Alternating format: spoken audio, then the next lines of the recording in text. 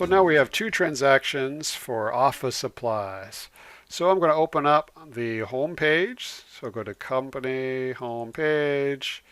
I like to maximize it. And on the first transaction, May 21st, the company buys office supplies from Williams Office Supply Company for $132, paying with check 13. So now we're paying with a check, not the credit card. So to pay with a check, we go down to write checks.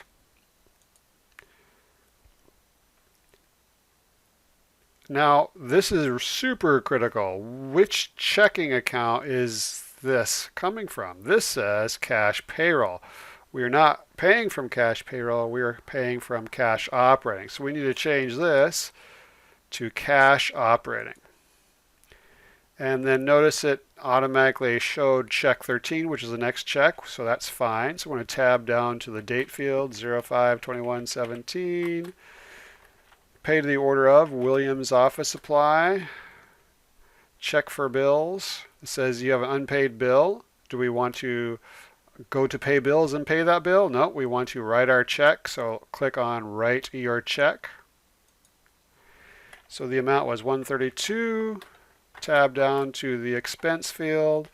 And this is office supplies. Make sure you choose office supplies and not office supplies expense. These office supplies have not been used up. So therefore, it's an asset called office supplies. So you might be wondering, why is this tab called expenses when we're putting an asset on it? Remember, this is an office supplies is an asset. Because what they should have technically put here is this could be expenses, assets, or draw, but they didn't really have enough room. And what is the most common thing that people put in here? Expenses. So everything looks good. Double check everything. Main thing is you make sure you get it from the correct checking account. So I'm going to say save and close, because notice the next transaction says the company uses the American Travel Card. So we need to enter a credit card charge. So down here on the home page, enter credit card charges. And the card is the American Travel Card, so that's correct. Going to go down to purchased from Williams Office Supply. It says there is an outstanding bill. Do you want to pay the bill? If so, use a different window. Now, if you don't want to see these warnings, click Do Not Display. I'm leaving this one up here because I want to make sure that the warning pops up so I can explain it to you. So click away, ignore that warning. The date is 05/31/17. Reference number 3Z870-2. The amount is $73. And what did we buy? Office supplies.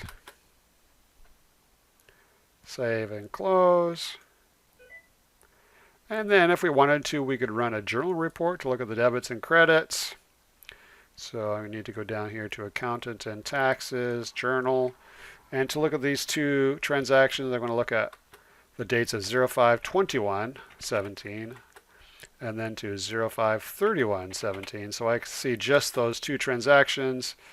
And there we go. We see that in the first transaction, the cash operating checking account is being lowered with a credit.